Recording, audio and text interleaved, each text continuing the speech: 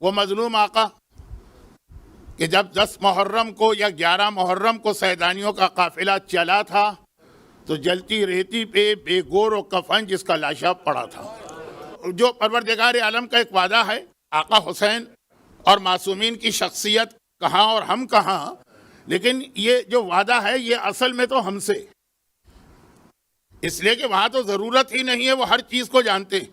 اور وہ یہ ہے کہ دین پر عمل کرنے میں شروع میں بڑی تکلیف اور زحمت ہوتی، لیکن بعد میں دیکھو گے کہ اسی دنیا میں تمہیں کیا برکتیں اور کیا فضیلتیں اور کیا نعمتیں مل رہی ہیں، اور آخرت کا اجر و ثواب تو چھوڑو، دنیا ہی کی حد تک بے گور و کفن جلتی ریتی پہ پڑا ہوا لاشا. اور آج دنیا کا بڑے سے بڑا دربار بھی اتنا شان و شوکت کا نہیں ہوگا کہ 25 ملین لوگ وہاں پہ اب تک پہنچ چکے ہیں. یہ آقا حسین کی عظمت و فضیلت، عزاداران حسین اور زائرین امام مظلوم کا جذبہ، لیکن ہمارے اور آپ کے لیے اپنی عملی زندگی کا ایک پیغام بھی.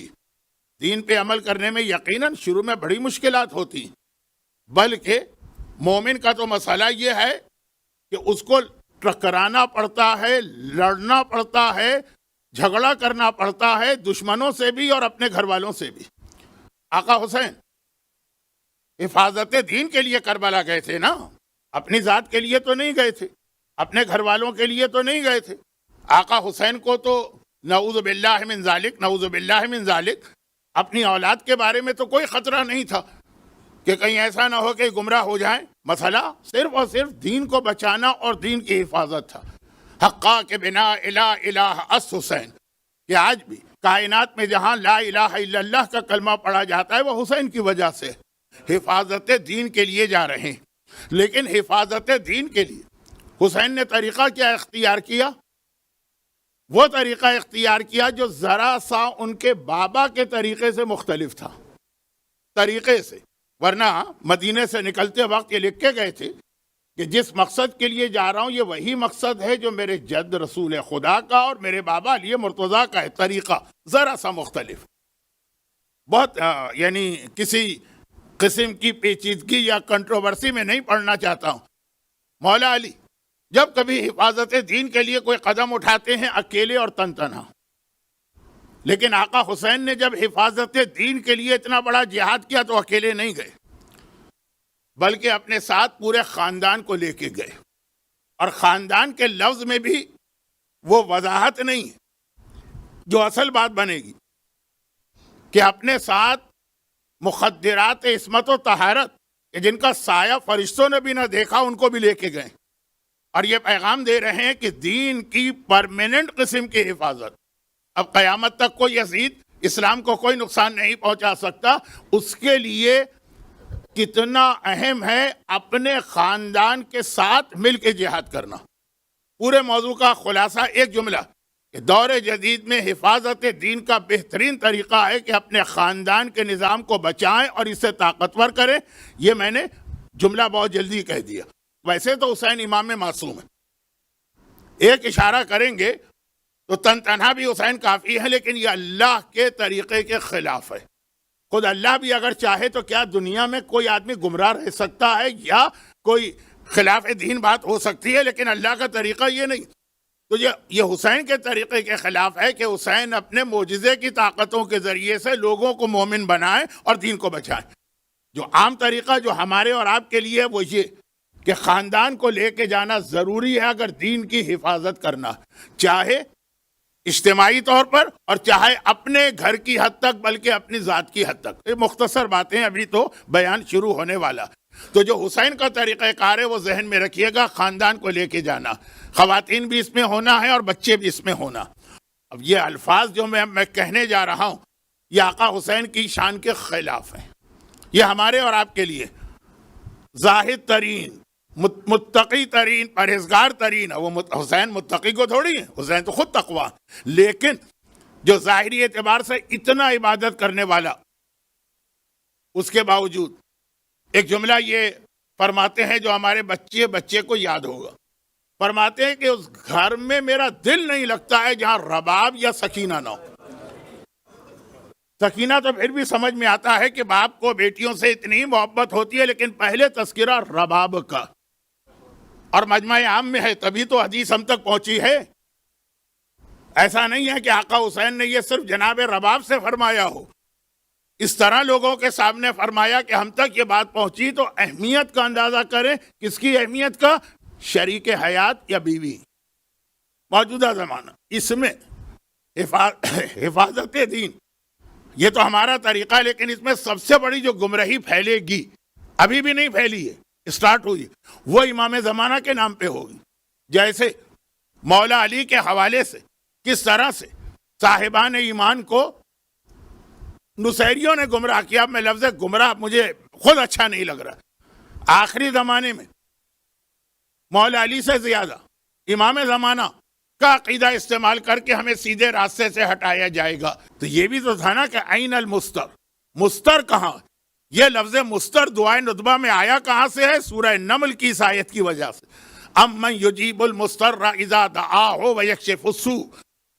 یہ جو میں نے آج کے خطبے میں آیت تلاوت کی ہے، اصل میں بنیادی اعتبار سے امام زمانہ کے لیے خدا کہہ رہا ہے وہ پریشان حال، وہ مستر جو دعا کر رہا، اور اللہ اس کی دعا یجیب جواب دے رہا ہے، وہ یکشف اور پریشانی دور کر رہا۔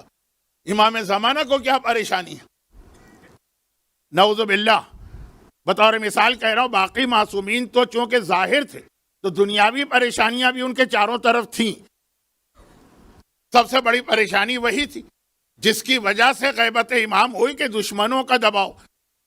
امام تو اس سے بھی محفوظ ہیں، پھر پریشانی کیا؟ یہی پریشانی ہے دین کی حفاظت۔ ماننے والوں کا ایمان ضائع ہو رہا، امام کے چاہنے والوں کے بچے گمراہ ہو رہے ہیں، امام کا کلمہ پڑھنے والی عورتیں دشمنان امام کے طریقے پہ چل رہی۔ عین المستر، ہماری حالت دیکھ کر امام پریشان، اور خدا سے بار بار دعا کر رہے ہیں کہ اے خدا مجھے ظاہر کر دے تاکہ میں اپنے چاہنے والوں اور ماننے والوں کے دین اور ایمان کو بچاؤں۔ امام اس دنیا میں اپنی حکومت قائم کرنے نہیں آئیں گے، امام اس دنیا میں دین کو قائم کرنے آئیں گے۔ تو مضطر، امام پریشان ہے، اپنی صحت کی وجہ سے نہیں، اپنے رزق کی وجہ سے نہیں، اپنی اولاد کی وجہ سے نہیں، اپنی جان کی وجہ سے نہیں، اپنے دشمنوں کی وجہ سے نہیں، اپنے چاہنے والوں کی وجہ سے۔ اور اسی لیے دعائے ندبہ میں بھی ہم امام کا یہ نام خاص طور پہ لیتے ہیں، عین المستر۔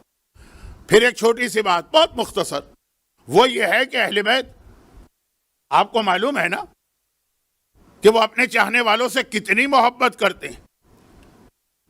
ہم اور آپ اگر پہلی محرم سے آج تک صف اعضاء پہ بیٹھے ہیں، بعض اوقات ہماری نیند بھی نامکمل رہ جاتی ہے، ہم بھوکے اور پیاسے بھی رہ جاتے ہیں، ہمارے آرام میں بھی کمی ہو جاتی ہے، سارا دن جاب کرنے کے بعد پھر آ کے آدھی رات تک صف اعضاء پہ بیٹھتے ہیں، کوئی حق ادا نہیں ہوتا اہل بیت کا جس طرح اہل بیت نے ہماری خاطر قربانی دی۔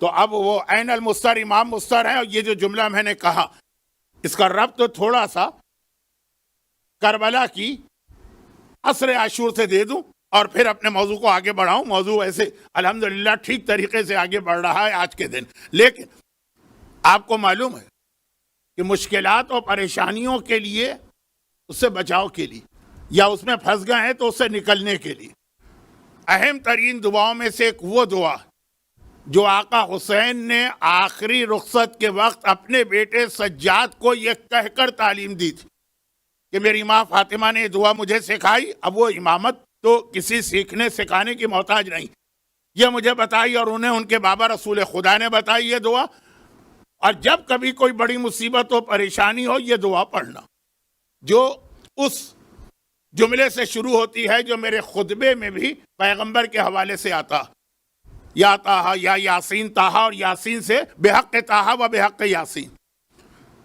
دعا شروع ہوتی ہے۔ دیکھیے کس وقت یہ ارشاد فرمایا جس کے حوالے سے، وہ وقت ایسا ہے نا کہ ایک روایت ہمارے ہاں مصائب کی پڑھی جاتی کہ جب مدینے پلٹ کے جانا تو ہمارے شیعوں سے کہنا کہ ما ان شربتم ماء نصبا، جب ٹھنڈا پانی پیو تو میری پیاس کو یاد کرنا، اور جب کسی غریب الوطن کے مرنے کی خبر ملے تو میری غریب الوطنی کی موت کو یاد کرنا۔ تو اب وہ جو وصیتیں کر رہے ہیں چاہنے والوں سے کہہ رہے ہیں کہ یاد کرنا، تو ساتھ میں چاہنے والوں کو دنیا سے جاتے جاتے ایک تحفہ دے کے جا رہے ہیں۔ اور جیسا کہ مصائب میں پڑھا جاتا ہے کہ جس وقت آقا حسین آخری رخصت کے لیے اپنے بیٹے سجاد کے پاس آئے ہیں، اس وقت سر سے پیر تک زخمی، اور اتنے زخمی ہیں کہ بیٹا باپ کو نہیں پہچان پا رہا ہے۔ وہ جو مقتل میں آپ روایتیں سنتے ہیں عصر عاشور، اس وقت بھی سر سے پیر تک زخمی ہے، بدن میں تیر لگ چکے ہیں، اس وقت بھی ہمارا اور آپ کا اتنا خیال ہے کہ جاتے جاتے یہ ایک تحفہ دے گئے۔ اور بہت مشہور چونکہ یہ دعا ہے تو میں نے خالی اشارہ کیا کہ عام طور پر آج کل کے حالات میں جب کبھی کوئی عالم، ذاکر، خطیب یا مجھ جیسا طالب علم مجلس پڑھنے جاتا ہے، کوئی نہ کوئی مومن کہتا ہے مولانا کوئی دعا، کوئی ایسی پریشانی کا دفعیہ، میں نے کہا عصر عاشور کی وہ دعا بتا دوں۔ یہ دعا ویسے تو تقریباً ہر مومن کو معلوم ہے، لیکن جن کو نہیں معلوم تو صرف ایک جملہ کہہ دوں کہ آپ جائیے گوگل میں اور صرف یہ جملہ ٹائپ کریں، دا لاسٹ دعا آف امام حسین، یہ آخری دعا۔ آقا حسین کی دعاؤں پر ہمارے ہاں کم توجہ دی گئی۔ ایک حج کی دعا تو لوگوں کو معلوم ہے کیونکہ اب حج کرنے والوں کی تعداد بڑھ گئی، ورنہ آقا حسین کی دعائیں بھی چوتھے امام کی دعاؤں سے کم نہیں ہیں، لیکن لاسٹ دعا آف امام حسین، اور یہ دعا آپ کو مل جائے گی، اور بہت تجربہ شدہ ہے کہ کتنی بڑی پریشانیاں دور ہوتی ہیں۔ لیکن بات یہ ہو رہی کہ اصغر کو دفن کرنے کے بعد بھی حسین کو ہمارا اور آپ کا خیال ہے،